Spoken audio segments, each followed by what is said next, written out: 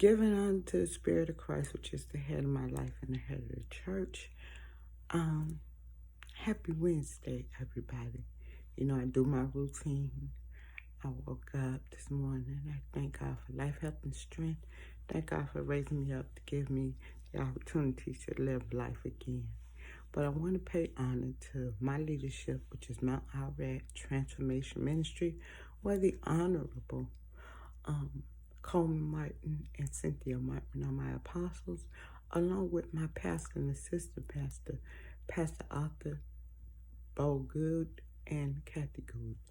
And I'm honored to be a part of that sanctuary. We have Bible study today between 5 and 6, and I do want to attend, and I will be attending. Got some running around to do, but let me let y'all know something. When God give me a song, I don't understand it until I take a shower. I woke up and God gave me Puff Daddy's I'm Coming Home. I'm coming home. Tell the world that I'm coming home. Let the pain wash away all the things of yesterday. I know my kingdom awaits, and they forgiven my mistakes. I'm coming home. I'm coming home. Tell the world that I'm coming home. And I said, God, why? He was like, tell the world. Tell the world I'm coming home. Tell the world that life has to be different in the things that happens in your life, because he is coming home to take among his that worship, honor him in spirit and truth. That's my belief system. But that's the song God gave me, to let the world know that I'm coming home. That no matter how much there's deviant and everything that's going on, y'all know there's nothing new under the sun, that the earth will replenish itself naturally. That's a scientific fact. And replenishing the earth can cause a plague to happen, things to happen, situations to happen, life to happen. But we got to realize, you got to go home. You got to tell the world I came home.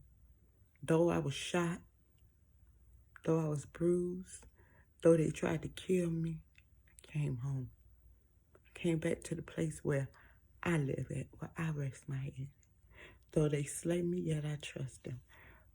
I went to the doctor yesterday, and I had a conversation with the doctor, and the medication didn't go the way that I was supposed to, so I asked the question, why? But God had me to understand, to accept what God allows, and to do whatever you can for you. And I take care of me. God has me in a place that I can be able, take care of me. I anoint my head with oil. My cup runs over. Got my coffee cup right here. Got everything situated for my life. And that's the thing is, my face is shiny because I anointed my head with oil. And this is the hairstyle that I slept in this morning, y'all. Don't get it twisted. I be sleep. I sleep. I got to cover these braids up. I don't care nothing about the sides of my hair. But as you can see, it's all up in my head and it's not bothering me. And I slept wonderfully and peacefully. But God wakes me up every day in the morning. It's 3:45 right now, my time, Central Time. So, yeah, I know when God have a word, you have to jump on it while it's hot.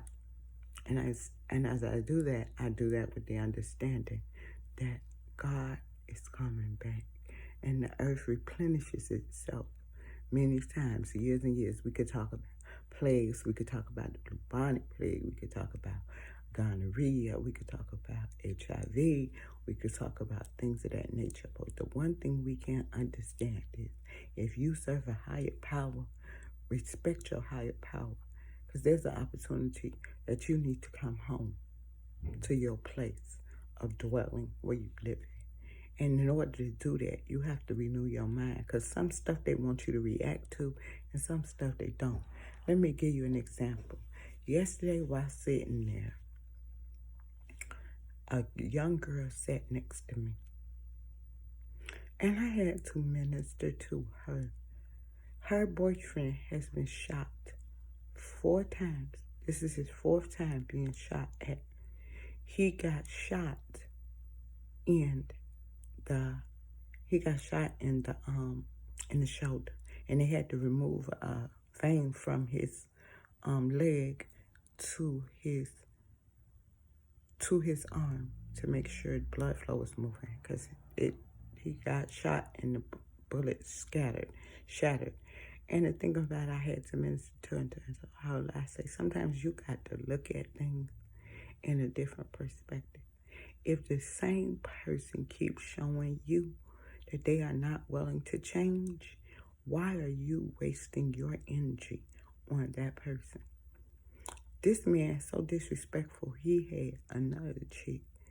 He wanted another chick to come up there, and she caught it and blocked it. And I said, you know what? It's time for a break from you. You got to do you and be happy with you. And stress and worrying you're too young for. I said we could do a lot of things in life, but what we cannot do is force somebody to change. If he does not want to change, if he's saying that he is being so disrespectful to you and not honoring the love relationship y'all had and what your positive attributes is, let him miss it. I said put him on a 30-day timeout and see how your phone blow up. Because see, one thing about men who are in need, once they know who their strength is and it's gone, it's a whole nother atmosphere, because now the person you got to depend on is no longer dependent on you. She has her own agenda. She's doing things on her own time. But if she took that knowledge and ran with it, I don't know. I don't care.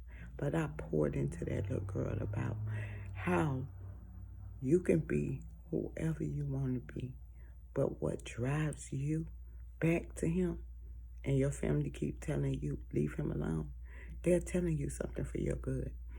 That you hard-headed and you'll make your own decisions. And her life is her life. But I ministered to her. And she said, thank you for sharing the information with me. I said, you're more than welcome, sweetie. I love you. And the thing is that now, today, my husband has to go to the doctor. And I told him, don't cut the food. I try to tell my husband every morning not to cut up. But it is what it is. And we laugh, we joke. We are best friends. And the one thing most people will never understand, that throughout times in life, there are seasons of drought. Was he there for my kids? No. Did I raise my children alone? Yes. Have I raised two amazing children? Yes. Do I miss my granddaughter? Yes. Do I miss my daughter? But her father and I are together, 27 years plus. And like I said, he checks on me, I check on him. We laugh and joke about each other, and I have to purchase him something for he can have a remembrance of my mother, because he thinks about her often.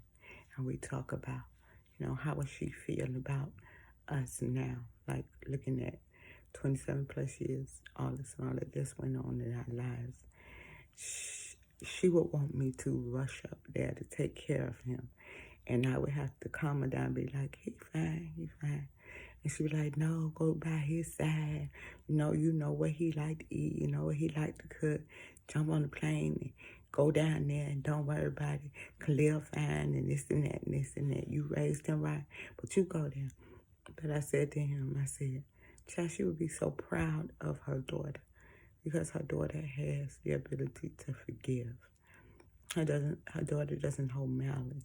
Her daughter is not a person of fear, but anxiety and things that I want to go on will go on and will move forward as I get closer and closer to my destiny. Because my destiny is to serve God with gladness, to come before his presence with thanksgiving, to know that he is the Lord thy God, and he is creating me when I couldn't do. He ran and chased me down. When I didn't want to do right, he ran and chased me down. And the chasing and the seeking and the wonderful ministry that I'm under, I'm chasing after him right back. And then I love it how we can sing a song, I'm chasing after you, no matter what I got to do, because I need you more and more. I'm chasing after you. Chase after your dreams. Chase after your lifestyle. never stop speaking a word of encouragement to the person next to you, because you never know what their story are. Be thankful if somebody, you can pour into somebody. And pouring into that little girl was my desire yesterday. And laughing and kicking with my husband was another one. But we are like best friends. It's like nothing I could explain to y'all. And it's not my responsibility to explain to anyone. He is my best friend. Yes, he does wrong. Yes, we've been separated, but separation does not make our love change. It makes it grow. And we laugh about each other and we talk to each other. And he was laughing about my senior citizen bus ride. Is, does, was. And then I told him, I say, sure, we got ice cream trucks here too. When last time you seen the ice cream truck? And then I was just, that's how we do each other. It's like a picture conversation. And no, he did not approve of my outfit. He called me by my maiden name. And I didn't care, because it was a hot girl summer. Megan Stallion set the tone, and I was black on black on black. I got them pictures, black on black on black. Now, what he wear to his doctor's office, I don't know if he's going to take a picture. I'm going to ask him and take a picture, tell him what you got on. But, you know, he's not tech savvy when it comes to his phone. Like, he has Metro PCS, I have Boost Mobile. His son has Sprint, and that ain't our responsibility. We don't believe in contracts, but his son has a contract, but his son is coming home today. But I want to just tell you what song God gave me. Tell the world that I'm coming home. He's coming back for the chosen, the ones who seek him diligently, without flaw, without carnal perception, but with an open heart and a humble mind. So be prepared, because you got to go home. Be humble. Wealth, health, and prosperity is what I wish for you today. Happy Wednesday. It's hump day, hump day, hump day, hump day. It means so many things. That means we made it through the rest of the week. We only got this short.